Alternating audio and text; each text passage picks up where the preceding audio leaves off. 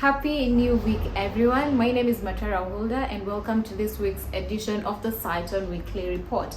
On here, we'll get to analyze the performance of Kenya's equity, the fixed income and real estate markets, and we have a special feature of the focus of the week this week being the real estate investment trusts, or REITs or REITs, depends on what you want to call it, and a special little something at the end. So let's jump right in.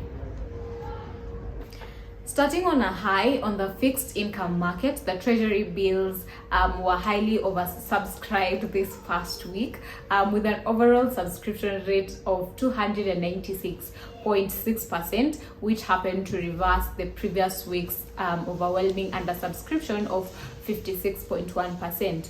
Investors also showed a very strong preference for the 91-day T-bill, which saw an oversubscription of 250%. And meanwhile, the 182 and 364 day papers also attracted significant interest, with subscription rates standing at 240% and 371.9% respectively. The government also announced its first ever domestic treasury bond buyback, which aims to repurchase 50 billion from three specific bonds. However, given the short time to maturity, we expect a possible undersubscription, as investors may prefer to hold on to the investment. Now, adding on to this, the Monetary Policy Committee, or the MPC, lowered the central bank rates by 50 basis points to 10.75%, and this move is expected to boost economic activity. At the same time, the cash reserve ratio, the CRR, was also reduced to 3.25%, which aims to increase the liquidity in the market. Moving on to the equities market, the Nairobi Securities Exchange showed positive momentum this week.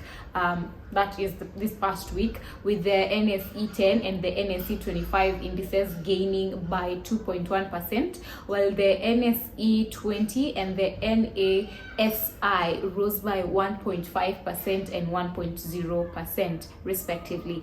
Large cap stocks such as the Kenya Commercial Bank, Safaricom and Stanbic posted very strong gains, which in turn boosted the market.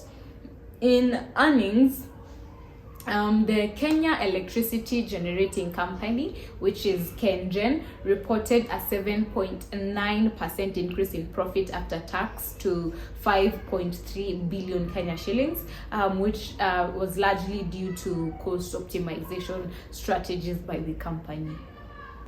Coming in on the real estate market this past week, Knight Frank released the Kenya Market Update H2 of 2024, highlighting key trends in real estate. Meanwhile, Everstrong Capital is seeking to raise 452.2 billion Kenya shillings from pension funds to finance the Nairobi-Mombasa Expressway.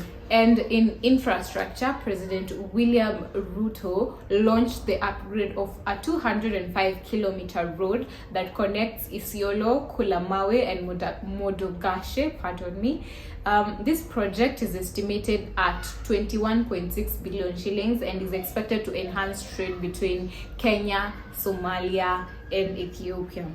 Now, the retail expansion also made headlines as Madrid Al Futtaim, I hope I've not butchered the name, opened its 28th Carrefour store in Rongai, which created jobs and improved accessibility for its customers.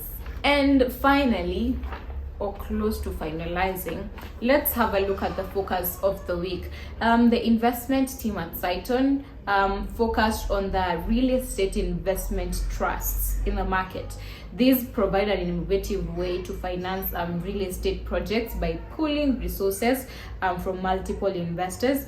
Though it's still relatively new in the country, they have the potential to transform real estate financing landscape.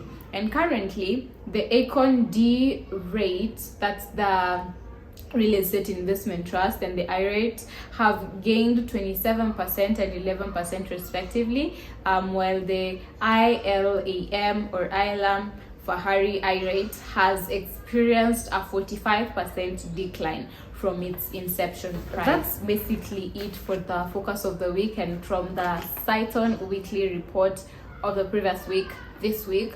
If you want to look at the report in an in-depth manner, be sure to find it on our LinkedIn pages and our X pages. You can also find the link to the report attached to the caption of this video.